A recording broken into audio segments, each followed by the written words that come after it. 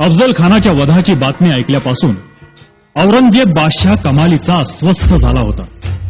हिंदूंचं स्वतंत्र राज्य स्थापन करू पाहणारे शिवाजी महाराज हेच दिल्लीच्या तख्ताचे जबरदस्त शत्रू आहेत याबद्दल औरंगजेबाची खात्रीच झाली होती. शिवाजीचा बंदोबस्त करण्यासाठी औरंगजेबानं आपल्या मामाला शाहिस्ते खानाला बोलावलं. तो त्याला म्हणाला, काय वाटेल ते कर, पण शिवाजीचा पराभव झालाच पाहिजे. तू मागशील तेवढं सैन्य मी तुला देतो, पण मला शिवाजीचा पराभव हवा. एक लक्षात ठेव, जर का तुला हे जमलं नाही तर मला तोंड दाखवायला सुद्धा येऊ नकोस. शाहिस्ते खान निघाला. आपल्या बरोबर औरंगजेबाची सुसज्ज फौज घेऊन निघाला. अनेक हत्ती, उंट, हजारो घोडे, दारू गोळ्याचे छकडे, तोफा, शस्त्रास्त्र, जे जे बरोबर घेणं शक्य होतं तेवढं सर्व साहित्य घेऊन शाहिस्ते खान निघाला. त्याची फौज सागरासारखी अवाढव्य होती. अजस्त्र लोंढ्यासारखा तो स्वराज्यावर चाल करून आला. शाहिस्ते खानाला पक्की माहिती होती, डोंगरी किल्ल्यांशी झुंज घेणं आपल्याला परवडणार नाही आणि जमणार तर त्याहूनही नाही. शिवाजीशी लढाई करायची तर मैदानात, म्हणजे त्याला कुठेच लपता येणार नाही आणि आपलं काम फत्ते होईल. म्हणून खान आला तो थेट शिवाजीच्या पुण्यातील लाल महालात. तिथेच त्यानं आपला तळ ठोकला. खानाच्या अफाट सैन्यापुढे महाराजांच्या मावळ्यांचं काहीच चाले नाही. त्यांना मनाप्रमाणे संचार सुद्धा करता येईना. खान नागासारखा महालात बसला होता. शिवाजी महाराजांना मोठा प्रश्न पडला, या खानाला पुण्यातून कसा हुसकावून लावायचा, कारण समोरासमोर लढणं केवळ अशक्यच होतं. महाराज विचार करू लागले. अचानक एक धाडसी विचार डोक्यात आला. ताबडतोब महाराज माँसाहेबांकडे गेले. माँसाहेबांनी शांतपणे त्यांची योजना ऐकली. डोळे बंद करून त्या शिवबाला म्हणाल्या, शिवबा, अरे शिवबा, तुझी योजना, पण बेत फसला तर प्राणाला धोका आहे रे शिवबा. माँसाहेब, तुमचे आणि भवानी मातेचे आशीर्वाद माझ्या पाठीशी असताना आमच्या प्राणाला कसलाही धोका नाही. आम्ही काळालाही भीत नाही, म्हणूनच आपल्याकडे परवानगी मागायला आलो.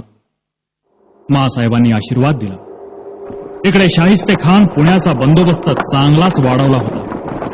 वेशीच्या आत येणाऱ्या आणि जाणाऱ्यांची कसून चौकशी होत होती.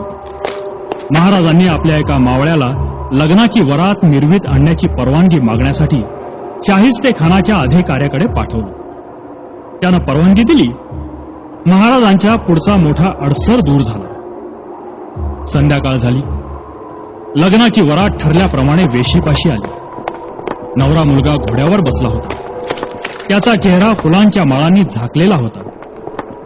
समोर सनई, चौघडे, वाजंत्री वाजत होतं. वरातीच्या मागे असणाऱ्या मित्रमंडळीत महाराज आणि त्यांचे मावळे बेमालूमपणे मिसळले होते.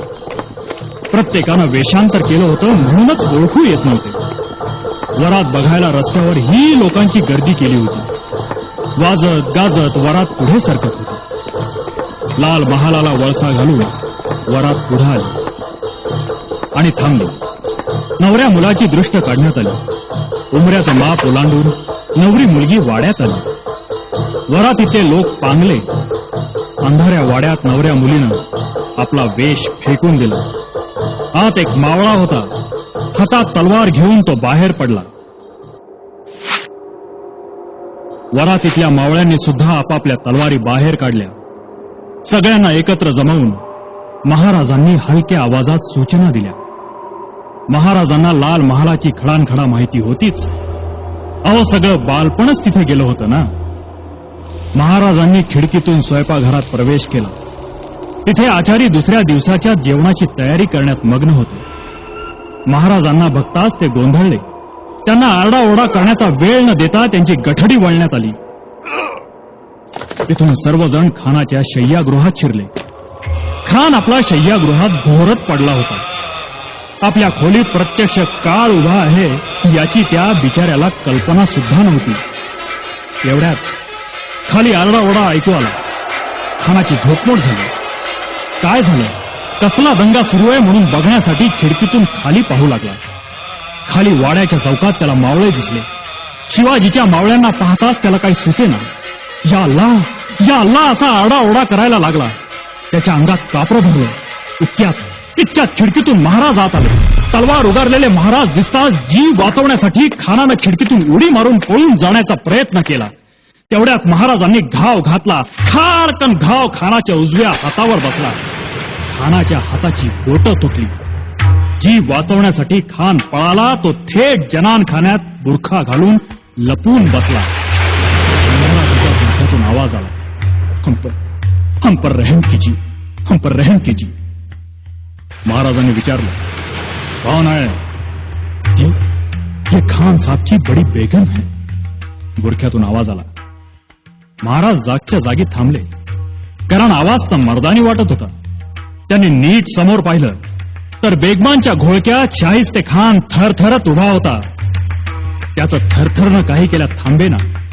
महाराजांनी करड्या स्वरात खानाला ठणकावलं, शिवाजी, शिवाजी म्हणतात तो मीच. आज तुझ्यावर दया करतोय. पुन्हा गाठ पडली तर छाटून टाकीन. जीव प्यारा असेल तर पुन्हा सोडून निघून जा. आत्ताच्या आत्ता निघून जा. खान आपला जीव वाचून पळून गेला. बोलता बोलता महाराज दिसेनासे झाले. जाता जाता मावळ्यांनी मात्र एक धमाल उडवली. एका खोलीत बरेच वाद्य होती. जवळच सगळे वादक झोपले होते. तलवारीच्या धाकानं त्यानं वाद्य वाजवायला भाग पाडलं. वाद्यांच्या आवाजानं छावणीत आणखी गोंधळ उडाला. अंधाराचा फायदा घेऊन महाराज आणि त्यांचे मावळे सिंहगडाकडे पसार झाले. खानाचं सैन्य महाराजांच्या मागे पाठलाग करू लागलं. इतक्यात त्यांना दिवे घाटात मशालींचा उजेड दिसला. खानाच्या सैन्याला वाटलं शिवाजी आपल्या मावळ्यांसह पळून जातोय. सैन्य दिवे घाटात पोहोचलं तेव्हा त्यांना बैल दिसले. त्यांच्या शिंगाला पलिते बांधले होते. खानाचं सैन्य चांगलंच फसलं होतं. त्यांच्या लक्षात आपली फजिती येईपर्यंत महाराज सिंहगडावर सुखरूप पोचले सुद्धा होते.